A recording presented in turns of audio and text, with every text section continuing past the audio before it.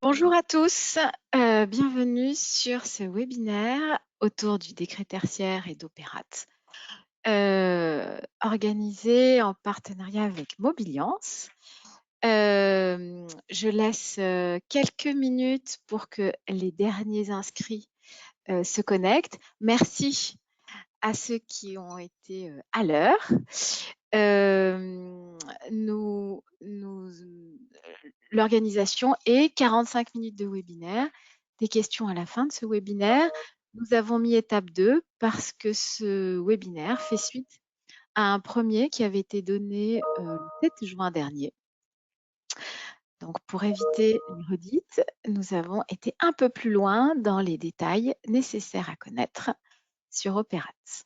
Je vous donne rendez-vous dans 3 minutes.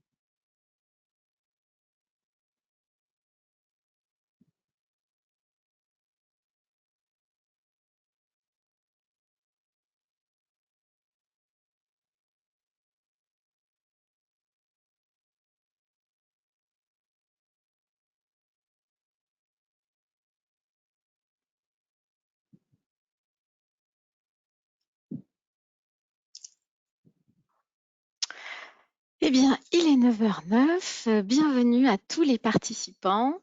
Nous sommes ravis d'avoir été invités par Mobiliance à échanger avec vous sur le décret tertiaire et sur Opérate en particulier. Je suis Sylvie Méran-Ifra, directrice marketing de chez Sobre Énergie, et nous sommes partenaires avec Mobiliance au sujet du décret tertiaire et sur l'énergie des bâtiments. Je vois que mon écran ne s'est pas affiché. Voici chose faite.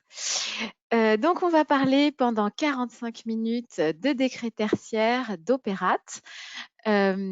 L'objectif étant que vous puissiez ensuite poser vos questions dans la petite fenêtre à cet effet.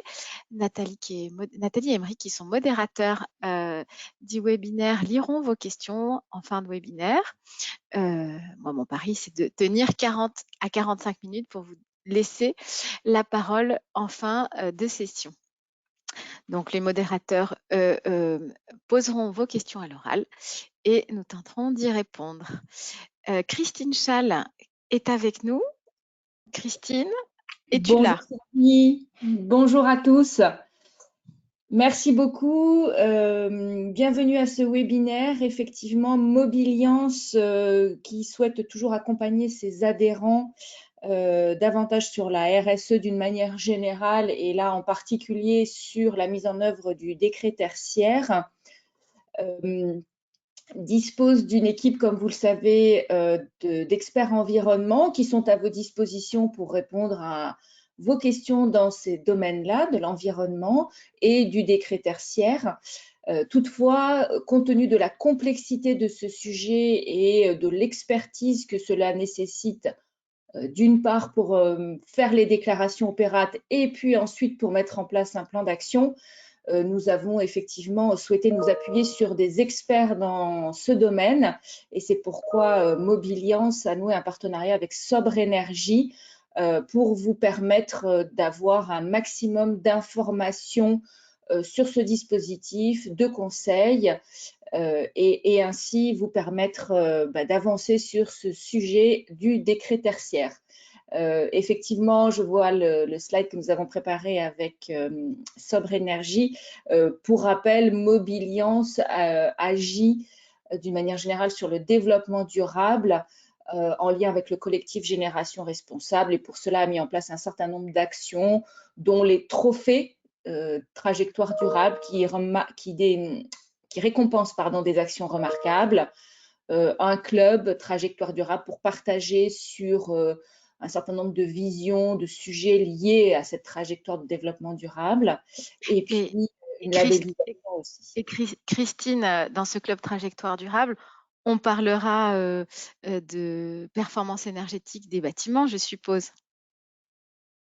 Eh bien, écoutez, certainement à un moment. Le dernier était sur l'économie circulaire, le prochain sur Fit for 55, c'est-à-dire plutôt la partie décarbonation. Mais Oui. bon, la performance énergétique des bâtiments est liée aussi à leur décarbonation. Bien sûr, bien sûr, bien sûr. Donc, effectivement, ça pourra intervenir à un moment et cet atelier s'inscrit dans tous les cas dans ce club trajectoire durable. Je ne vais pas m'éterniser davantage car je pense que le plus important pour nos adhérents maintenant est d'avoir des réponses à leurs questions concernant cette fameuse déclaration sur le site de l'ADEME, sur le site Opérat. Donc, je vous laisse la parole. Merci beaucoup Sylvie, merci à Aymeric et Nathalie et bon week-end à tous. Avec plaisir, Christine. Effectivement, face au prix croissant de l'énergie et à cette réglementation du décret, enfin cette réglementation voulue par le gouvernement et puis exposée par le décret. On n'a plus de son, je me permets d'intervenir. Ah, tu ne m'entends plus? Tu ne m'entends plus? Ça y est, oui, il y a eu une petite coupure, donc je me suis permis d'intervenir. Voilà, ça y est, c'est revenu. Donc, reprenons nos moutons. Décret tertiaire. Nous avons une première échéance le 30 septembre 2022 qui inaugure trois grandes étapes 2030, 2040, 2050 qui sont les 3 grands jalons de ce décret tertiaire. Donc, nous sommes ensemble pour un bout de temps. Et on va parler aujourd'hui efficacité énergétique des bâtiments. Nous, chez Sobre Énergie, nous sommes une filiale de la Banque des Territoires et du groupe La Poste et un petit peu d'Egis, qui est un grand bureau d'études. Et nous avons été créés justement pour cela, réaliser des économies d'énergie pour les entreprises et réduire l'empreinte carbone des bâtiments. Notre ADN, c'est justement à partir de la mesure des bâtiments, c'est-à-dire les data, et avec le conseil et les services des experts, pouvoir assurer pour vous la transition énergétique. Parmi nos clients du privé et du public, car comme vous le savez, le décret tertiaire s'applique à toutes les sphères économiques, pour peu qu'elles soient propriétaires de 1000 m² ou locataires.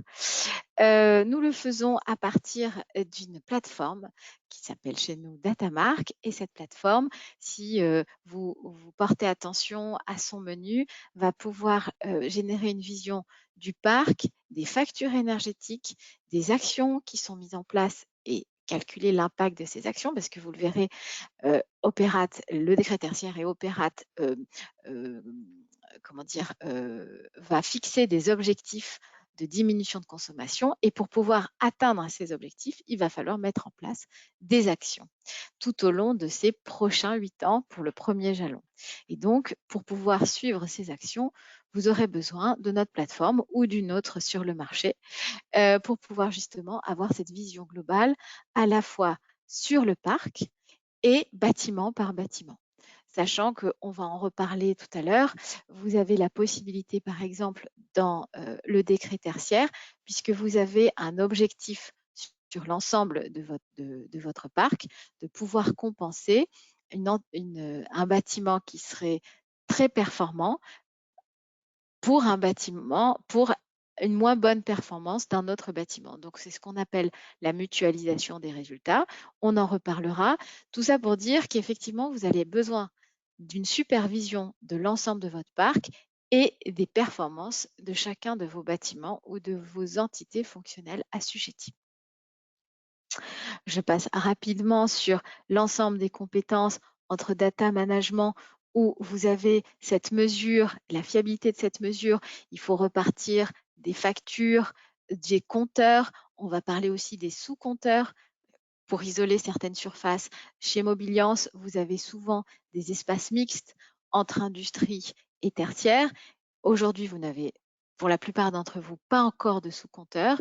Il va falloir placer des sous-compteurs pour isoler les surfaces tertiaires de l'ensemble de vos surfaces industrielles.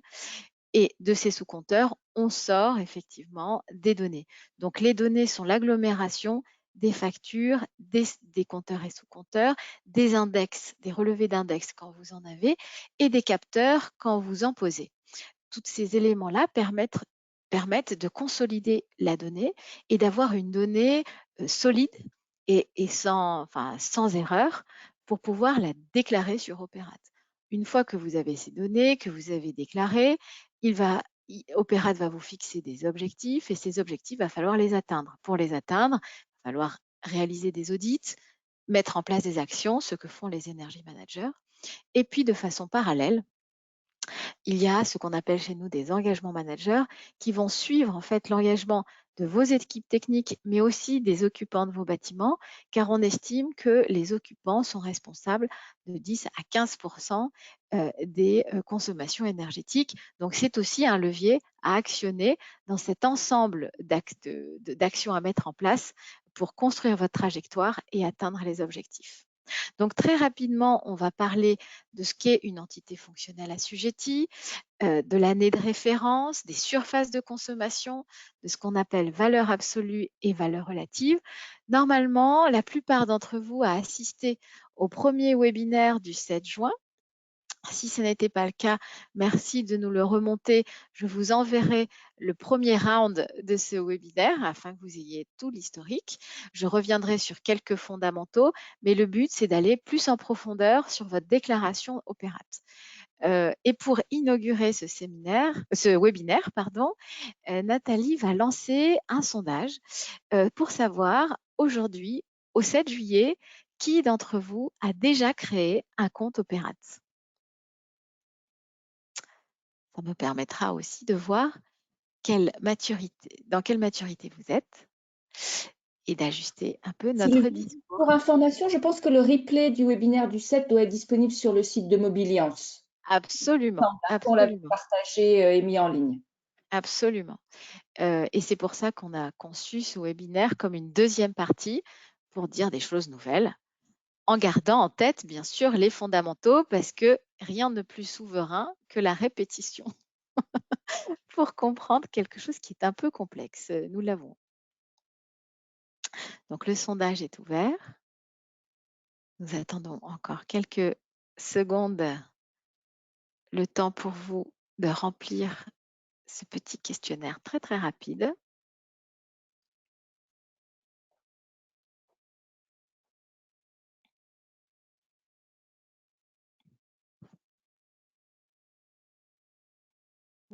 Alors, ça y est, nous avons les résultats. Oui, Nathalie. Donc, 23% ont déjà créé leur compte sur Opérate, 57% ne l'ont pas encore fait et 15% ne savent pas s'ils sont concernés. Ok, donc bravo pour ce quart glorieux des gens qui sont en avance de phase. Vous avez bien sûr jusqu'au 30 septembre 2022 pour déclarer.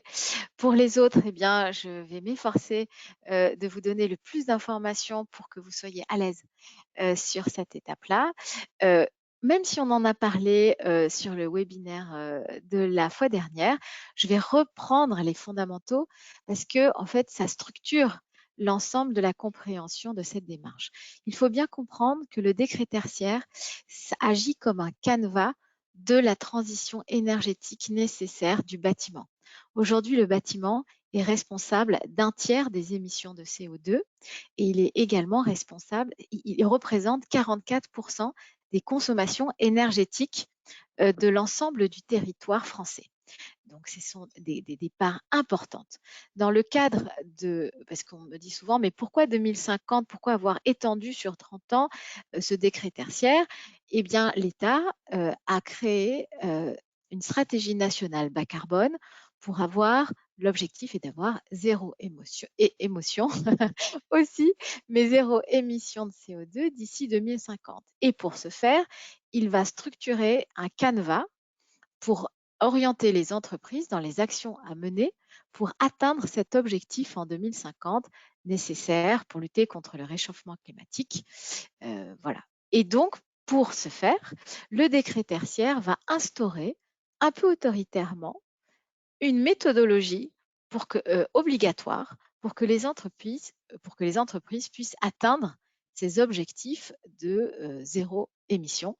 Comme vous le savez, les consommations énergétiques sont responsables, en tout cas du bâtiment, de 33% des émissions. Donc, on a des choses à faire sur le bâtiment, d'autant plus que plus de 50% des bâtiments en France tertiaires sont sont antérieurs à 1980, donc pas tout à fait énergétiquement conçus. Donc cette loi Élan qui est venue pour activer cette stratégie nationale bas carbone, a porté sur une partie mobilité. Alors vous êtes plus concernés, je pense que vous êtes très très au fait de la loi l'homme, je pense, qui est Pardon, du Sylvie, pardon, Pardon. pardon, c'est Christine. Je n'ai personnellement plus visuellement la présentation. Ah, voilà, merci. Ah, Pardon, d'accord. pardon, c'est parfait. Oh là là, Excusez-moi. mais que des incidents techniques, le direct, on dirait que je suis sur Ushuaïa. J'espère que tout va bien. En tout cas, n'hésitez pas à le C'est bon, dire merci. Merci. sur les questions. Donc, la loi Elan, une partie sur la mobilité, une partie sur l'immobilier. Le décret tertiaire paraît en 2019, a été repoussé plusieurs fois pour cause de Covid et puis peut-être pour le fait que Opérat n'était pas prête avant 2022. Et dans ce décret, vous avez plusieurs arrêtés qui en assurent le bon fonctionnement, dont l'arrêté méthode en avril 2020. Il y a eu un autre arrêté dit valeur absolue en 2021 et un deuxième arrêté valeur absolue en avril 2022 dont on va expliquer un peu plus en détail les éléments aujourd'hui.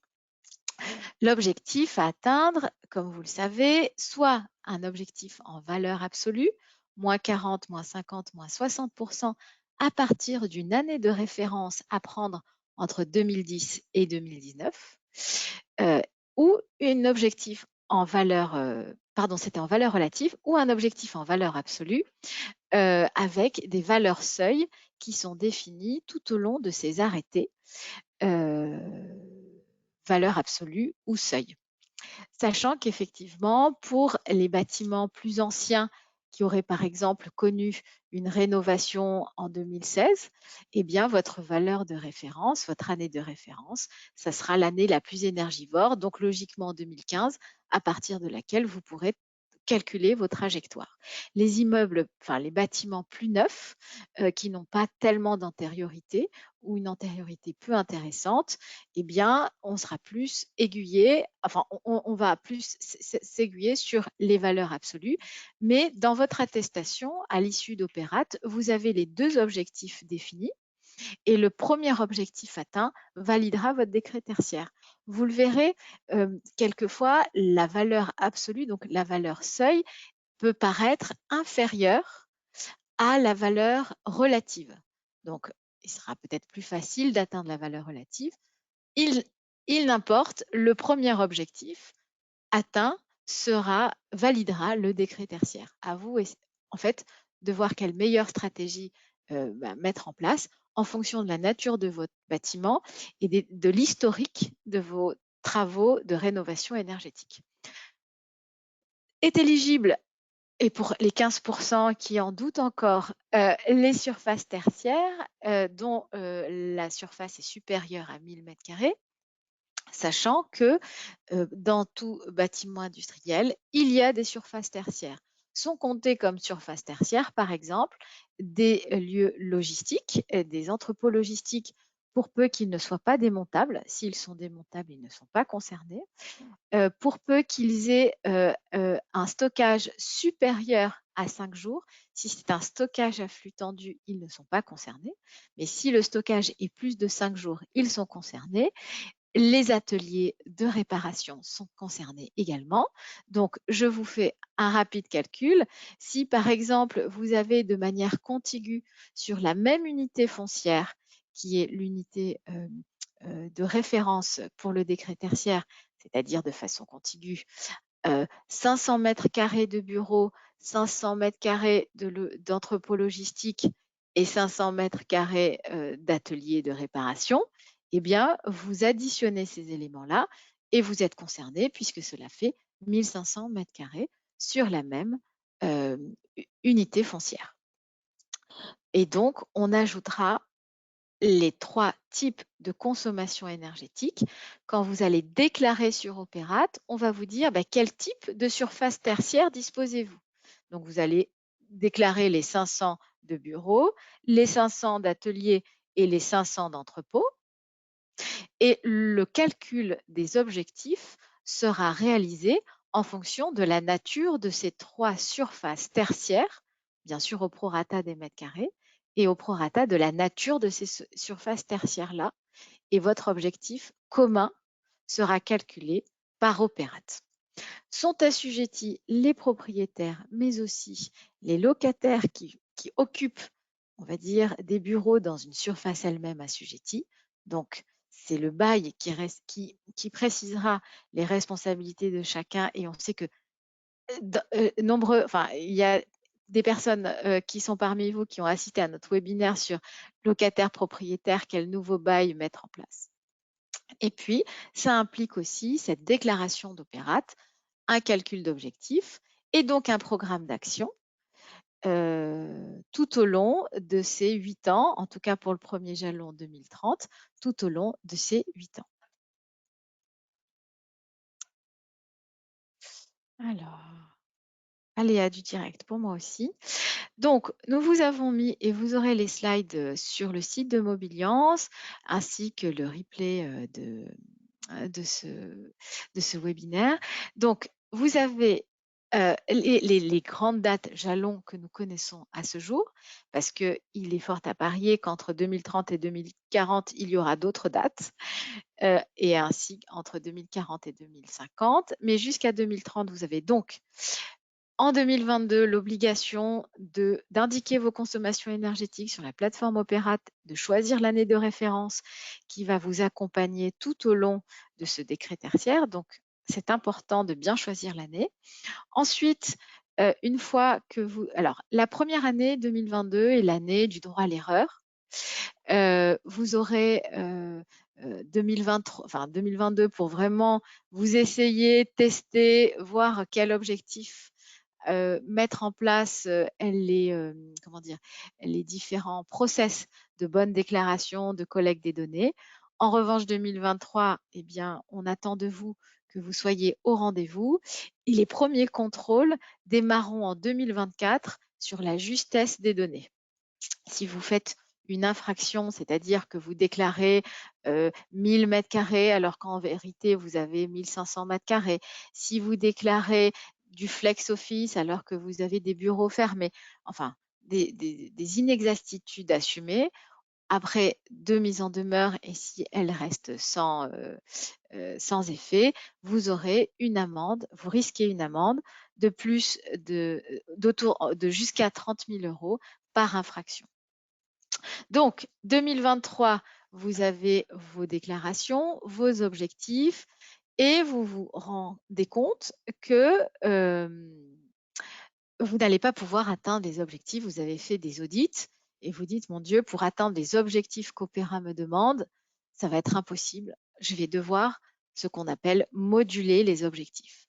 Vous avez jusqu'à 2027 pour marquer sur Opéra, pour renseigner sur Opérate le fait que vous ne pouvez pas atteindre les objectifs définis par Opérate pour un certain nombre de raisons, et on va le voir, ces raisons figurent dans un dossier technique que vous garderez avec vous en cas de contrôle, et vous allez dire, ben voilà, mon objectif demandé par Opérat était, je prends un exemple, à 150 kWh du mètre carré. Je ne pourrais atteindre j'ai fait des audits et avec tous les investissements possibles, je ne vais atteindre que 180 en valeur seuil. Je ne pourrai pas atteindre les 163 qu'on me demande. Donc, vous allez mettre sur votre déclaration objectif modulé 180. Vous allez justifier ça dans un dossier technique à l'issue de l'audit que vous aurez fait et ce sera validé par Opérat. Si vous ne le faites pas avant 2027, vous serez soumis à l'obligation de cet objectif-là. Et puis l'objectif Opérat. Et 2030, 2040 et 2050 sont les enjeux, les jalons bien connus du décret. Si vous avez validé vos objectifs en 2029, c'est bon. Vous allez vous concentrer sur 2040. Hein. On n'est pas obligé d'attendre 2030 pour valider les objectifs. Et vous pourrez même, si vous avez atteint les objectifs en 2029, communiquer sur le fait que vous êtes en avance de phase. Donc, vous allez devoir, en fonction de ces différents jalons, définir une stratégie et un plan d'action pour atteindre les objectifs définis. Opérat, je le rappelle très rapidement, c'est cette fameuse plateforme qui vient en appui du dispositif éco-énergie tertiaire, autrement dit le décret tertiaire, pour répondre aux exigences réglementaires de la collecte des données, donc cette fameuse méthodologie imposée dont on parlait tout à l'heure, vérifier l'atteinte des objectifs, suivre les obligations du décret et surtout constituer un benchmark. Vous allez pouvoir, dans vos différentes études, connaître combien consomme un bâtiment tertiaire de même nature que vous. Et là, c'est toujours l'intérêt d'appartenir à un groupement tel que Mobiliance. Je pense que Mobiliance, grâce au benchmark d'Opérat, va pouvoir communiquer sur les valeurs cibles, enfin les valeurs constatées de consommation énergétique selon la nature des bâtiments le plus rencontrés par les adhérents. Donc, vous pouvez déjà créer vos comptes, on le sait, vous êtes 25% à vous être rendus. Vous déclarez votre patrimoine, les consommations annuelles et les consommations de référence.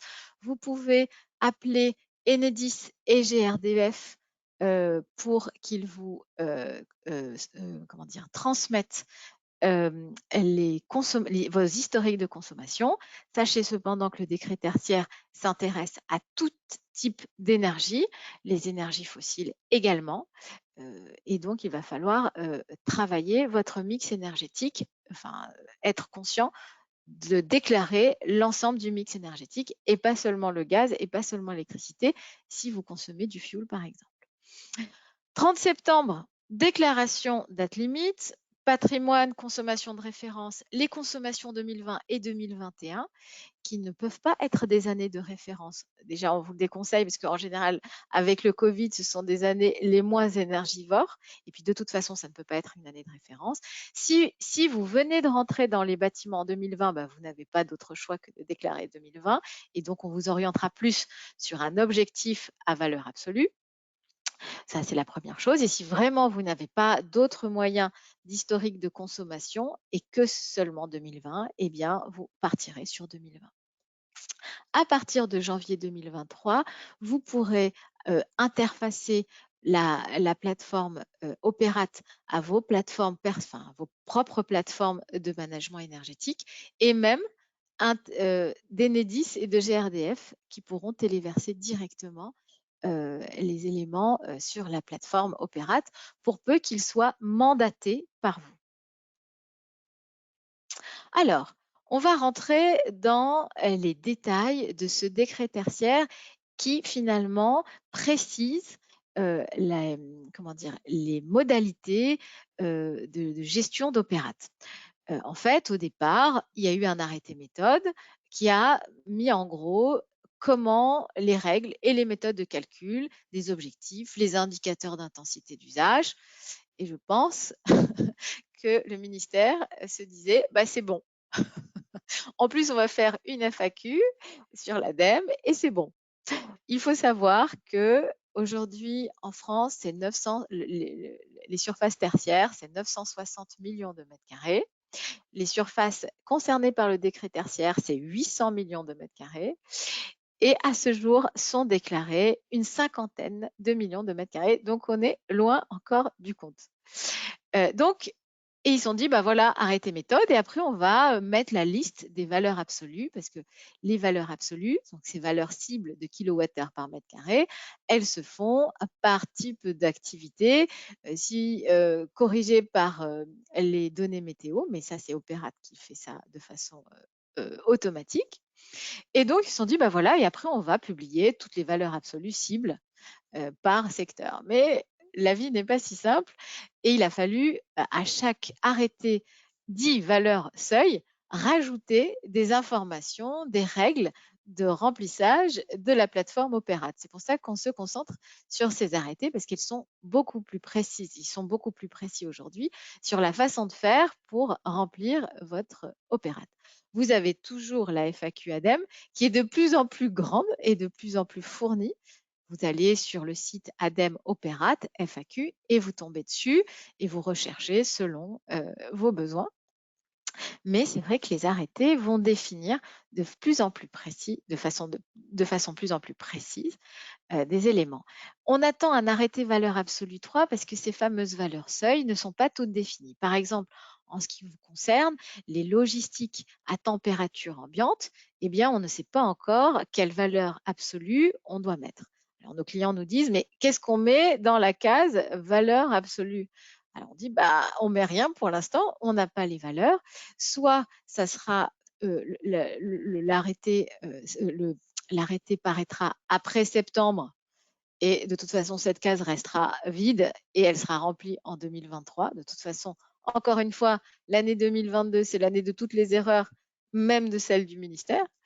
Soit elle paraît avant 30 septembre et elle sera remplie par vos soins ou par le soin de vos mandatés. Donc, on attend cette valeur absolue 3 qui précisera les nouvelles valeurs absolues et surtout de nouvelles règles, notamment la notion d'infraction à 30 000 € dont on vous a parlé, ça sera dans valeur absolue 3.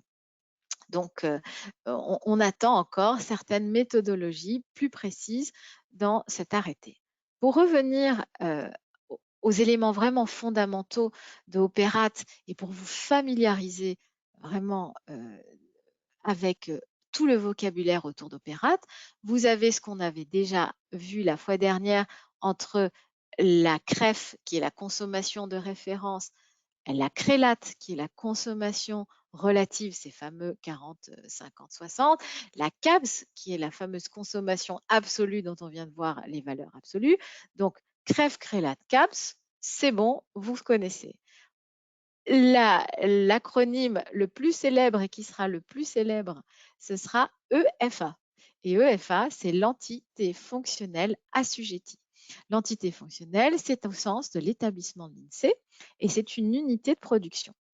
Pourquoi on a créé l'EFA? Parce que vous avez un bâtiment.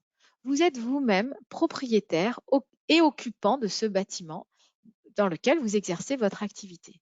Donc, le bâtiment sera déclaré, donc SIRET, et puis ensuite, vous avez votre exploitation qui correspondra à votre EFA. Donc, pour ce cas-là, c'est assez simple, un bâtiment égale un EFA.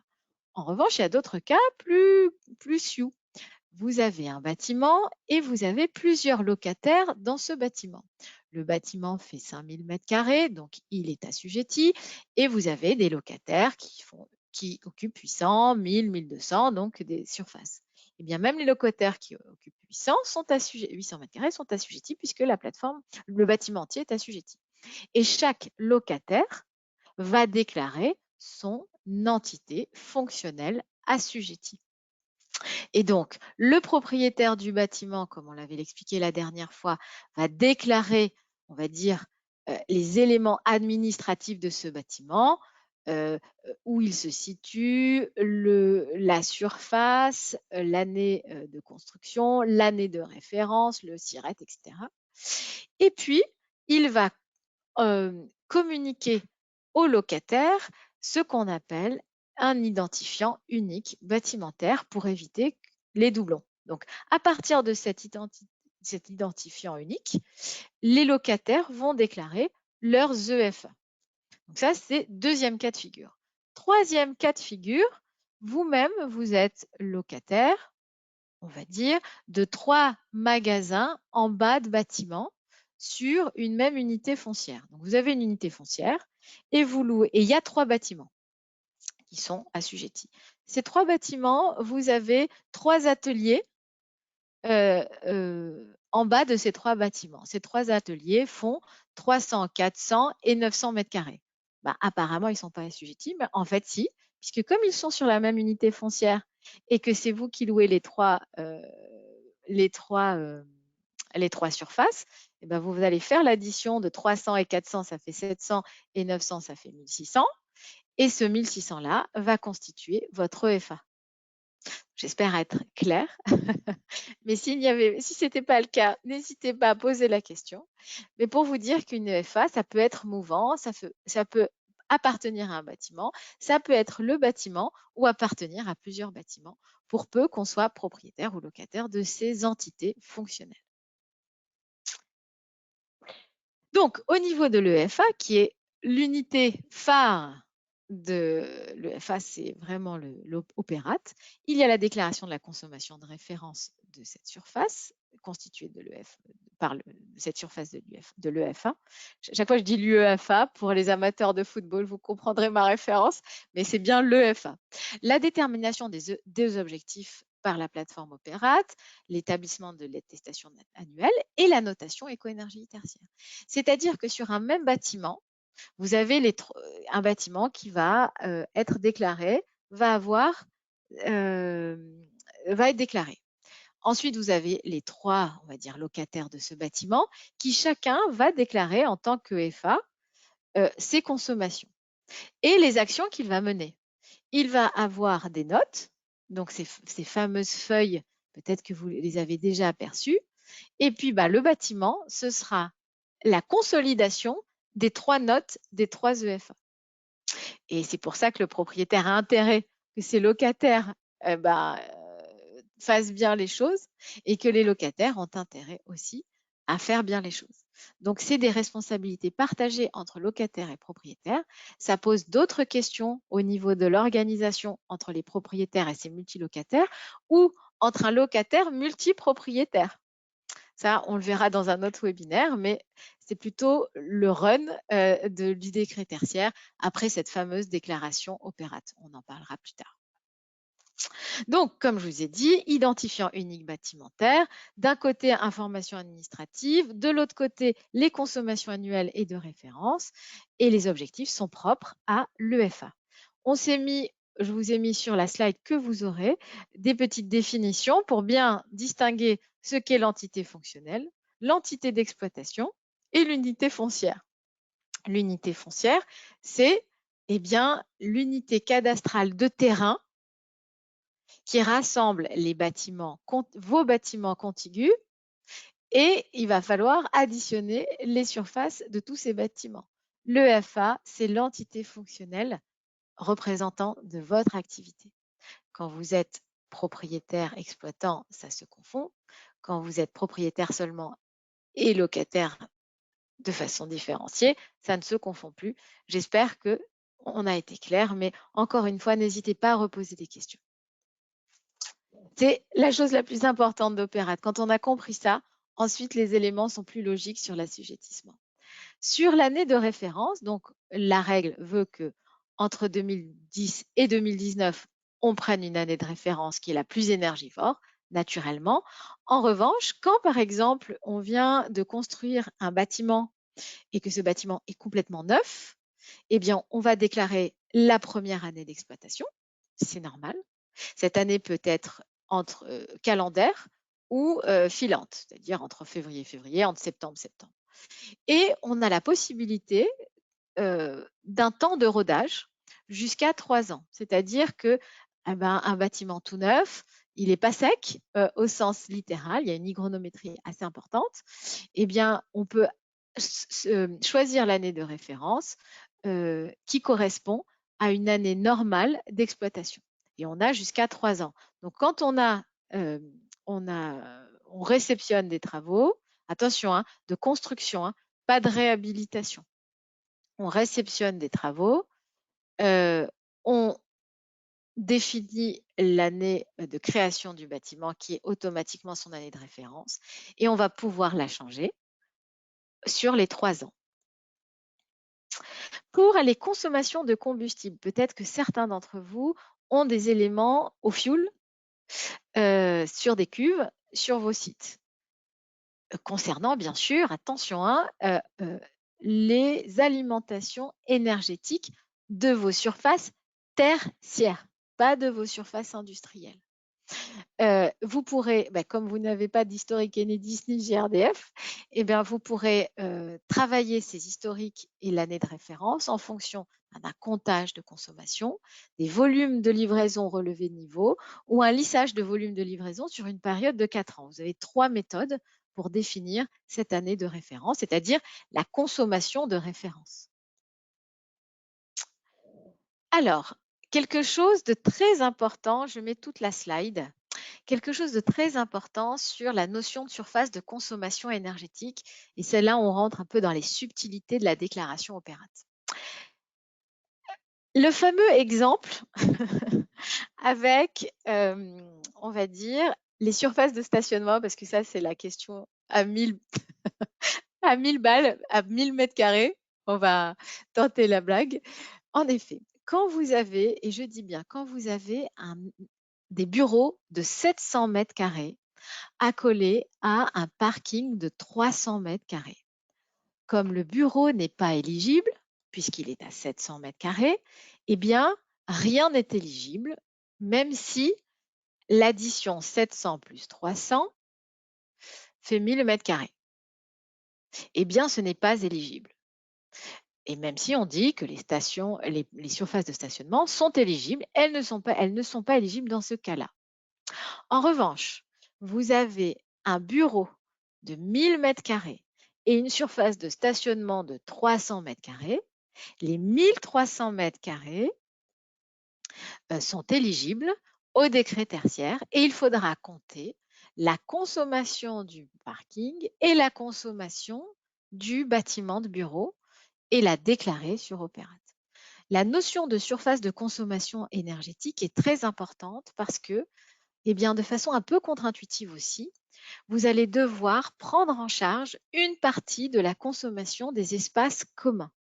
Quand vous êtes locataire en multi-occupation, vous allez prendre la partie qui vous incombe de la surface commune. Et c'est la règle des tantièmes. Attention, cette règle ne s'applique pas pour les centres commerciaux. Les centres commerciaux, les espaces communs des centres commerciaux font l'objet d'un EFA à part qui sera déclaré par le propriétaire du centre commercial. En revanche, pour les consommations des bâtiments, le propriétaire ne déclare pas et n'est pas responsable de la consommation des parties communes. C'est le locataire en tantième de surface qui sera responsable de cette partie de consommation dédiée aux surfaces communes. Et il faudra déclarer votre EFA plus la partie de la surface commune qui vous incombe. Et oui, c'est un ajout de dernier arrêté et ça va alourdir les consommations énergétiques de votre surface de consommation énergétique.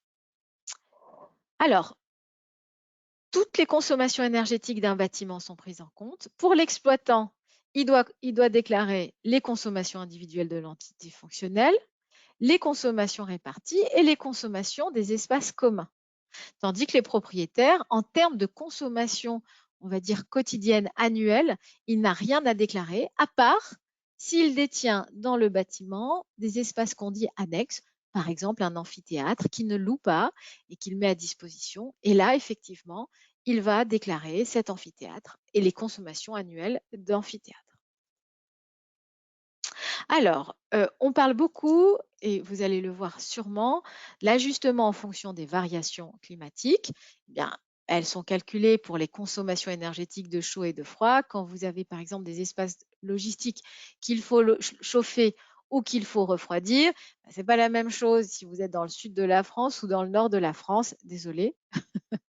Il y a des critères géographiques, il y a des critères d'altitude. Et donc, en fonction de la situation géographique de l'EFA et de l'activité, il y aura ce qu'on appelle des ajustements. Attention, hein, ajustement n'est pas modulation, on le verra. Il y a des ajustements faits par Opérate et ce ne sont pas les assujettis, donc vous qui faites les calculs d'ajustement, ce sera Opérate qui le fera automatiquement. Mais pour pouvoir un peu simuler vos objectifs avant Opérate, vous pourrez le faire. Et cet arrêté décrit les calculs à faire.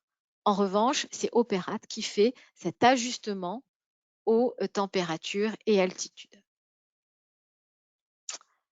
Alors, quand vous avez des sources, un mix énergétique pour votre structure tertiaire, et j'insiste bien, la structure tertiaire, si vous renouvelez votre énergie, vous ne pourrez pas renouveler, par exemple, l'électricité par du fioul. Ce n'est pas possible.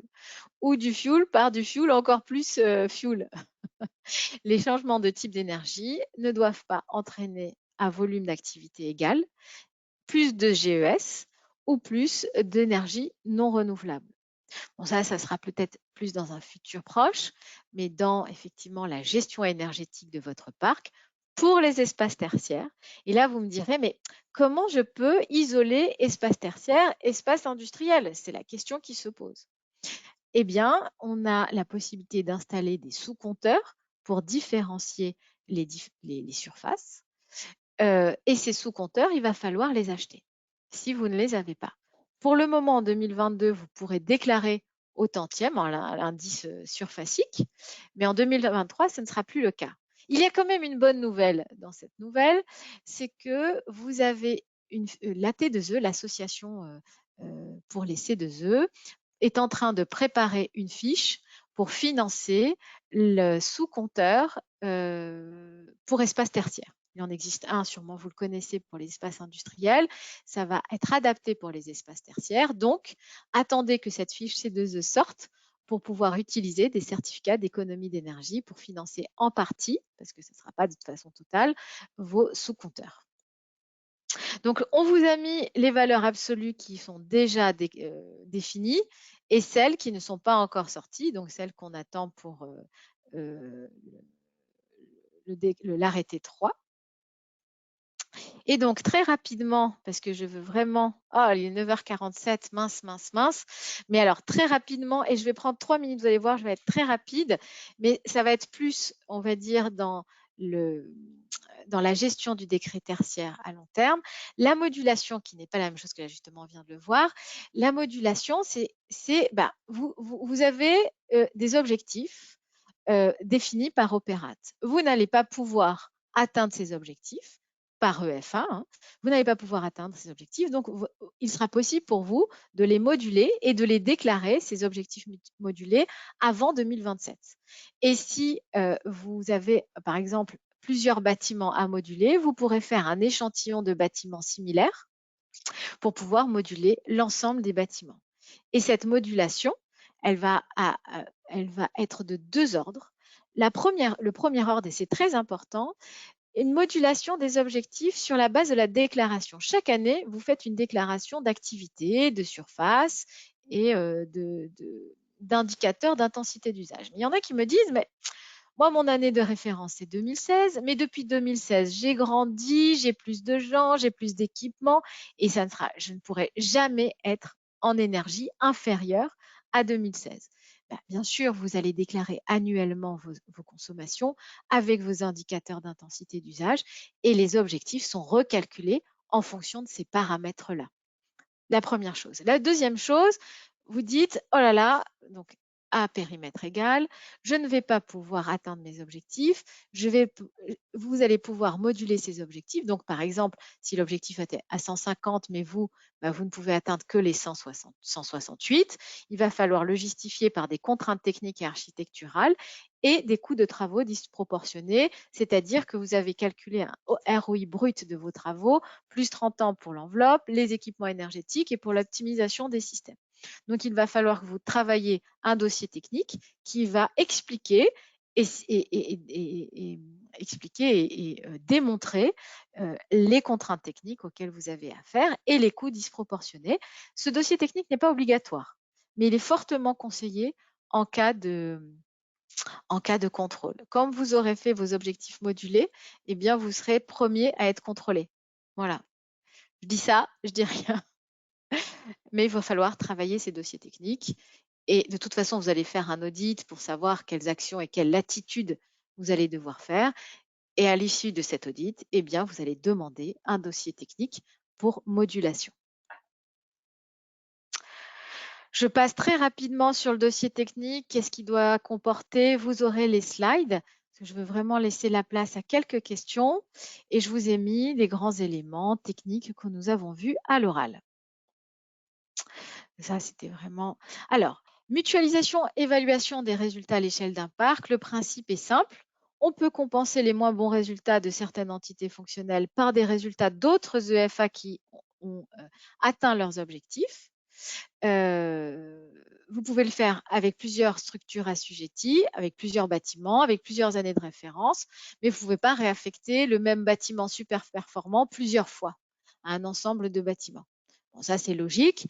Ce calcul, il se fait automatiquement par la plateforme. La plateforme vous dit « Ah, tiens, vous avez un EFA super performant et un EFA pas performant du tout. On vous compense. » Donc, il le fait de manière automatique. Mais vous pouvez garder la main en disant « Non, non, non, ne calculez pas automatiquement. Je prends cet UFA super performant et je préfère l'attribuer à un autre EFA parce que vous aurez vu que il y a une meilleure compensation parce que vous avez une vision globale de votre parc grâce à votre plateforme et au suivi piloté de vos bâtiments. » Voilà, écoutez, là, je vous ai mis l'attestation numérique et vous voyez, il y a les crélates, les CAPS, les objectifs modulés et qui sont définis. Ça, c'est le recto. Et le verso, vous avez les différentes feuilles qui vont être agrégées pour faire une feuille unique à l'échelle du bâtiment. Vous n'aurez pas d'attestation à la fin 2022, mais vous aurez une attestation à partir de 2023 et une note à partir de 2023. J'attends vos questions. Nathalie, Émeric, y a-t-il des questions? On vous en a mis quelques-unes pour Oui, votre référence bonjour à personnelle. tous. Alors, on a effectivement, comme à chaque fois, de nombreuses questions. On va rentrer tout de suite dans le vif du sujet. Concernant d'abord l'assujettissement, je les ai regroupés sur cette première série thématique. Première question, notre société possède 5 numéros de SIRET qui sont regroupés sous une SCI. Les 5 sociétés sont sur un même site physique, on parle d'un pâté de maison. 2 des 5 sociétés font plus de 1000 mètres carrés, les 3 autres moins de 1000 mètres carrés. On nous demande est-ce qu'il faut déclarer toutes les sociétés sur un même site ou seulement les 2 qui sont à plus de 1000 mètres carrés. Et si elles sont sur la même unité foncière, c'est cumulable. Donc, j'ai tendance à dire oui, si elles sont tertiaires, bien sûr. Mais bon, là, je réponds de manière logique par rapport à la logique du décret tertiaire. Il faudrait qu'on voit de façon plus précise si elles se situent sur la même unité foncière, si elles ne se situent pas sur la même unité foncière. Chaque SIRET est un EFA. Autre question, une agence automobile qui sont réparateurs et commerçants, ils ont des ateliers de réparation mécanique et de carrosserie. Est-ce que c'est considéré comme du tertiaire? Oui, et c'est spécifiquement noté dans le FAQ de l'ADEME. Donc oui, il va falloir cumuler les bureaux et les ateliers de réparation, pour peu qu'ils soient dans la même unité foncière, encore une fois. Si ce n'est pas dans la même unité foncière et que ça fait moins de 1000 m², vous n'êtes pas assujetti. Si c'est dans la même unité foncière et que vous faites moins de 1000 m², mais que l'addition de toutes les surfaces font plus de 1000 m², vous êtes assujetti. Donc, oui, il va falloir l'additionner. Et vous avez plusieurs surfaces tertiaires différentes. Question qui concerne la relation bailleur-preneur à bail. On nous dit que la personne est allée sur le site Opérate, il a vu que ces sites étaient déjà enregistrés sans qu'il les fait lui-même. Sans doute, ce sont les bailleurs ou les mandataires qui ont commencé à déclarer les sites. Il est locataire? Il parle d'un bailleur, donc il doit être preneur à bail ou locataire. Donc, normalement, il doit avoir un identifiant. Alors, il faudrait que le propriétaire communique avec ses locataires et donnez-moi l'adresse de ce propriétaire, que je lui dise qu'il faut qu'il communique avec ses locataires. Ce n'est pas bien de déclarer sans en avoir informé ses locataires, notamment pour leur envoyer l'identifiant unique bâtimentaire. Et en effet, le décret tertiaire inaugure une nouvelle façon de gérer la relation propriétaire-locataire. Et il faudrait que les propriétaires communiquent avec leurs locataires. C'est assez impératif même. De toute façon, les propriétaires ne peuvent pas déclarer la consommation des locataires, à moins qu'il y ait un seul PDL pour tout l'immeuble, enfin pour tout le bâtiment. Mais il va falloir que le locataire déclare son tantième à lui et place un sous-compteur pour bien isoler la consommation qui lui incombe. Autre question assez proche. Quelqu'un qui est propriétaire d'une SCI et qui est à la fois exploitant sur son site, il se demande s'il doit faire une déclaration à la fois en tant que propriétaire et une autre en tant qu'exploitant. En fait, c'est la même puisque son EFA correspond à son bâtiment. Donc, effectivement, il va déclarer son EFA propriétaire. Autre question, toujours sur cette thématique d'assujettissement qui vous concerne tous. Question alors plus spécifique, une entreprise qui loue ses locaux à la fois à un réparateur automobile sur 1800 m² et une partie de son toit, 550 m², à une société qui y a installé des panneaux photovoltaïques. On nous demande si la société qui gère le photovoltaïque est aussi à considérer comme une EFA. La toiture fait 1000 m²? 550. 550. Alors, c'est une partie, en tout cas, du toit qui est exploité pour du photovoltaïque. Alors, c'est une question qu'on nous pose souvent. Bon, il y a toujours plusieurs réponses. La première réponse, si les panneaux photovoltaïques sont utilisés par le bâtiment, ça vient en deçà de la consommation, donc ça enlève de la consommation et c'est compté dans la déclaration. Si les panneaux voltaïques font... En fait, les panneaux voltaïques produisent de l'énergie. Est-ce qu'elles en consomment? En fait, c'est ça l'histoire. Est-ce que les panneaux consomment de l'énergie? En général, ils fabriquent de l'énergie. Donc, il faut bien comprendre que l'esprit du décret tertiaire, c'est déjà des surfaces planchées. Bon, ok. Et on nous pose souvent l'histoire du toit, mais le toit produit de l'énergie, ne va pas consommer de l'énergie. Et ce qu'elle produit, finalement, donc ça, c'est le premier élément. Si ce toit, si cette énergie produite, elle est revendue par ailleurs, normalement, elle ne consomme pas d'énergie. En revanche, si cette production du toit sert à la consommation du bâtiment, ça vient diminuer la consommation globale utilisée. Ça vient diminuer la consommation globale puisqu'il y a autoconsommation. Mais si je comprends bien la question, c'est des sociétés qui louent des toitures pour installer des panneaux solaires. Normalement, c'est ça, visiblement. C'est ça, ne produisent pas d'énergie, donc ne consomment pas d'énergie. Donc, Donc, je pense que ce n'est pas éligible. Non, ce n'est pas éligible. Maintenant, je vais revoir vraiment précisément, parce que c'est plusieurs fois qu'on nous pose la question. Ça veut dire que ce n'est pas clair. Donc, je veux savoir pourquoi ça n'est pas clair. Je reviendrai vers le monsieur ou la madame.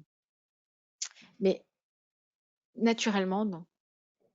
Ce n'est pas éligible. Autre série de questions du coup plus sur les objectifs et la trajectoire de diminution de ses consommations. Une entreprise qui évoque les audits énergétiques tous les 4 ans, donc sans doute les audits loi DADU. Ouais, La personne se demande, voilà, il semble pertinent du coup de voir avec le prestataire des audits qu'il puisse nous donner des indications pour absolument. réduire nos Très consommations. juste. Très, très juste. Pour ceux qui sont soumis aux lois DADU, c'est-à-dire plus de 250 salariés ou plus de 50 millions d'euros de chiffre d'affaires, 43 millions de résultats, bien sûr que les audits DADU, bah, elles vont servir aux trajectoires du décret tertiaire. Ce serait bête de les faire de manière automatique parce que c'est la loi, d'avoir son PDF, de le télécharger sur l'autre plateforme d'ADU de l'ADEME et de plus en parler. Bien sûr que ces audits-là servent dans la gestion du décret tertiaire à 2030 et notamment à moduler les objectifs. Donc, chez votre prestataire, quand vous allez devoir faire ces audits, il va falloir lui dire, voilà, dans l'audit, dans mon brief, je veux savoir si je peux moduler certains objectifs du décret tertiaire parce que j'aurai déjà déclaré, j'aurai déjà mes objectifs. Est-ce que je peux, à partir de l'audit de 80% de ma facture énergétique, qui est le principe de DADU, est-ce que je peux voir si je peux atteindre ces objectifs ou pas? Et sinon, comment les moduler? Et donc, bien sûr, vous avez intérêt, quand vous mettez ces audits en place, de demander pour le même prix la modulation des objectifs, le dossier technique. Peut-être pas pour le même prix, mais bon, ça vous coûtera moins cher que de faire les deux choses séparées. Et effectivement, vous êtes tout à fait pertinent, votre remarque. Il faut faire coïncider DADU et décret tertiaire. Question toujours sur les objectifs. Alors visiblement, un locataire qui change régulièrement de site, il nous dit que c'est difficile de se fixer des objectifs à 2030 en déménageant régulièrement. C'est Dans vrai. ce cas-là, est-ce que je laisse la déclaration opérate simplement au bailleur? En l'occurrence, il est aussi concerné en tant que preneur à bail. Absolument. Absolument. Vous êtes responsable de votre consommation énergétique, même sur un an. Il va falloir déclarer. Alors, vous allez plutôt vous positionner sur quelle est votre part dans l'atteinte de la CAPS, de la consommation absolue, des valeurs seuil. Qu'est-ce que vous allez faire pendant 1 an ou 2 ans que vous êtes en bail, enfin 3 ans minimum, mais pendant les 3 ans minimum où vous êtes en bail, quelle va être votre part pour atteindre l'objectif de votre surface en valeur seuil? Effectivement, on est moins sur de la trajectoire longue. Alors, question spécifique sur la déclaration quand il s'agit d'un local qui est vacant depuis peu de temps, visiblement. Comment se passe Ouais. la déclaration sur Opérate? À partir du moment où votre local est vacant, il continue à consommer, donc vous devez de toute façon le déclarer. Il y a 2 cas de figure. Soit cette vacance est très courte parce que vous allez le relouer tout de suite et vous attendez que le locataire l'investisse.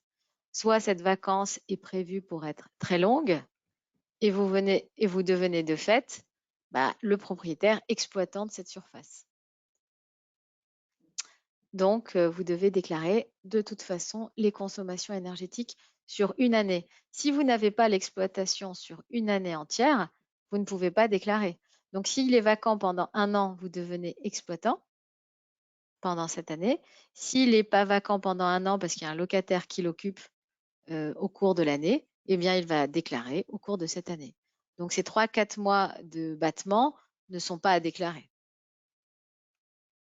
Il faut une année pleine pour déclarer.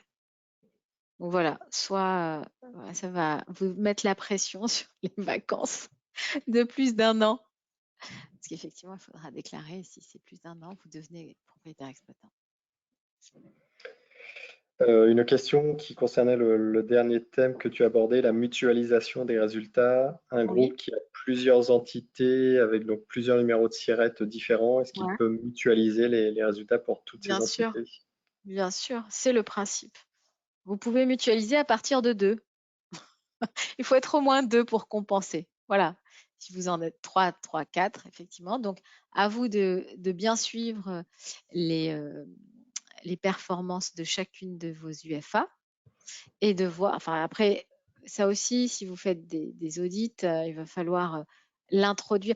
Même les audits, ça va devenir des audits décrets tertiaires, dans le sens où aujourd'hui, vous avez des audits avec une certaine méthodologie. Dans le brief de l'audit, il faudra, l'audit énergétique, il faudra introduire des éléments du décret tertiaire, notamment sur cette mutualisation, qui va vous permettre aussi un management plus précis des consommations différentes de vos bâtiments et de pouvoir atteindre finalement le décret tertiaire sur l'ensemble de votre parc beaucoup plus rapidement que si les EFA vivaient leur vie toute seule. Donc, vous avez la possibilité de compenser un EFA pour 2 EFA, mais pas, par exemple, vous avez une EFA hyper performante qui peut compenser 3 EFA, vous la compensez. Vous compensez les 3 EFA par votre EFA. En revanche, vous ne pouvez pas réutiliser cette EFA-là pour compenser un groupe de 3 autres EFA. Vous ne pouvez pas le faire plusieurs fois. Voilà, c'est tout. Mais vous pouvez faire compenser cette EFA, 3 EFA pas performantes. De toute façon, comme je disais, le calcul se fait presque automatiquement sur Opérate, mais peut-être que c'est cohérent avec votre stratégie et peut-être c'est pas cohérent. Donc, à vous de voir ce que vous propose Opérate et à vous de redéterminer ce qui sera plus cohérent à long terme. Alors, on a d'autres questions qui continuent à nous arriver. Question sur une unité foncière dans laquelle il y a 2 sociétés donc situées dans le même bâtiment, donc 2 EFA. Mais par contre, il y a un seul compteur de gaz et d'électricité. Comment fait-on dans ce cas-là? Sous compteur.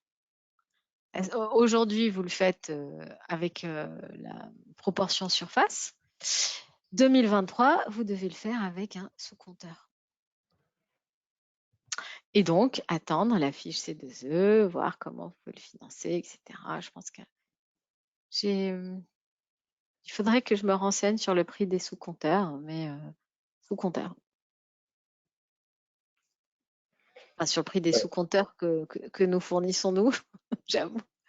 Je ne les connais pas tous, mais effectivement, sous-compteur. Question concernant les parkings. Les parkings extérieurs sont à prendre en compte ou alors juste les parkings fermés dans un bâtiment? Ça aussi, c'est la question à 1000 mètres carrés. La classique. Un classique. Bon, les parkings souterrains, bien sûr, vous avez en plus des données de ventilation. En consommation, vous avez de la ventilation, vous avez de l'éclairage. Vous avez une consommation énergétique plus importante quand vous êtes en parking souterrain qu'en parking extérieur. Après, le parking extérieur, c'est toujours la même chose. Si c'est un parking municipal, non. Si c'est un parking que vous avez construit exprès pour votre bureau, enfin exprès pour le bâtiment, oui, à partir du moment où il a fait l'objet d'une autorisation de construction. Parce qu'un grand élément aussi, c'est que le décret tertiaire s'applique aux surfaces, aux bâtiments, enfin aux surfaces qui ont fait l'objet d'une autorisation de construction. on nous pose souvent la question de est-ce que les stations-service ou est-ce que… c'est-à-dire que s'il n'y a pas de construit, il n'y a pas de bâtiment. Et s'il n'y a pas de bâtiment, il n'y a pas d'assujettissement. Donc, le parking, c'est vraiment compliqué parce que c'est des fois oui, des fois non. Parfois oui, parfois non. Parfois oui, quand c'est vraiment construit pour le bâtiment. Parfois non, quand c'est un parking public. Sachant que les parkings extérieurs, bon, c'est pas tellement important en termes de consommation. Normalement, les parkings extérieurs, puisqu'on enlève par contre les bornes électriques de recharge, elles ne font pas partie des consommations énergétiques demandées. Donc, à part les bornes de recharge, dans un parking extérieur, il y a la lumière, mais en général, la lumière, c'est plutôt une lumière municipale, collective. Donc, à moins que ça soit votre lumière, parce que ça fait partie de vos bâtiments. Donc là, effectivement, ça compte. Mais les consommations énergétiques de ces types, de ces surfaces-là ne sont pas, comment dire, les plus importantes, les plus stratégiques. Par contre, effectivement, les parkings souterrains, là, il y a plus de consommation. Et attention, bien enlever tout ce qui est bornes électriques, puisqu'elles ne font pas partie de l'assujettissement du décret tertiaire. Voilà, ça permet de rebondir. Il y avait 2 questions là-dessus. Donc, les véhicules électriques, on nous dit ça fait grimper la consommation. Comment faire? Il faut bien effectivement les dissocier par du comptage. Absolument. Et il y avait une autre question, alors des bornes électriques, mais visiblement publiques. Comment gérer la consommation de ces bornes-là? Public. Si c'est public, c'est que vous ne payez pas la facture de ces bornes. Ou me trompe-je? Il faut que vous payiez il faut que vous soyez responsable de la facture pour pouvoir dire que c'est votre consommation. Si c'est public, ça ne vous concerne pas, puisque c'est sorti de chez vous. Si c'est public, mais pour utilisation privée, vous payez quelque chose. Donc, il faudra vraiment isoler ce que… voilà, il faudra vraiment isoler ce que cette consommation énergétique pour les bâtiments, pour les voitures électriques représente. Si c'est public et c'est pas vous qui payez la facture, il n'y a aucune question à se poser. Si c'est public et c'est vous qui payez la facture, bien sûr, il faudra l'isoler pour l'enlever de la déclaration. C'est normal, hein, on encourage la mobilité électrique. On ne va pas la sanctionner dans le décret tertiaire. C'est la loi Elan d'un côté et la loi d'Elan, la loi Elan ne mange pas un côté pour l'autre, quoi. Donc non, tout ce qui est mobilité électrique est sorti de l'assujettissement.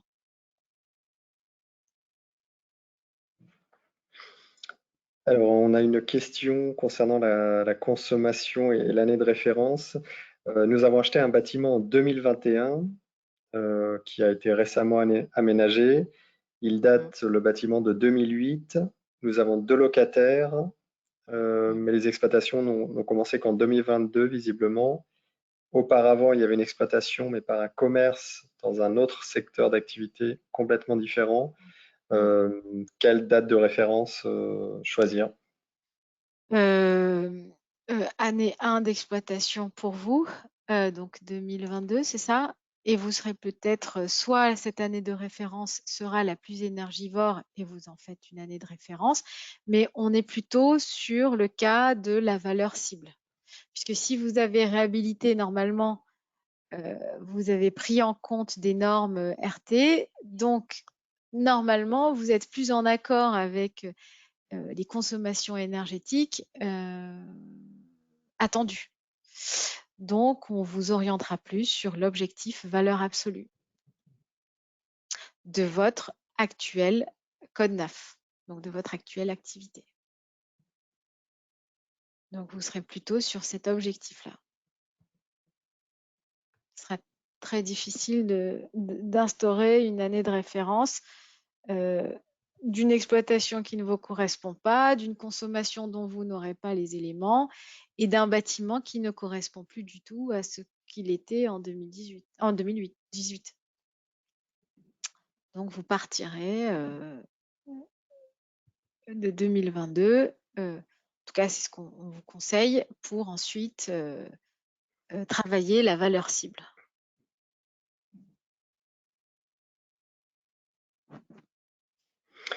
On a une question pour revenir sur les consommations de certains fluides spécifiques lorsqu'on a du fuel. On nous demande si on prend les consommations en litres de fuel et kilowattheures, mais pas en euros. Bah, il y a les deux méthodes. Il y a les deux méthodes. Mais effectivement, c'est en litres kilowattheure lissé sur 4 ans. C'est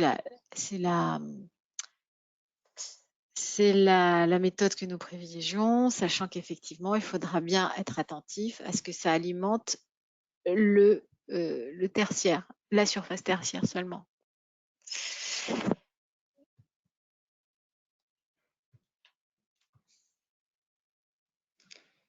Alors, je remonte en même temps le fil des questions. Ouais. Nous avons un bâtiment tertiaire de moins de 1000 mètres carrés qui possède une carrosserie dans un autre bâtiment appartenant à un autre propriétaire. Est-ce qu'il faut additionner les surfaces des deux? Donc, le premier bâtiment plus la carrosserie située dans un autre bâtiment. Ça dépend si elle fait partie de la même unité foncière ou pas.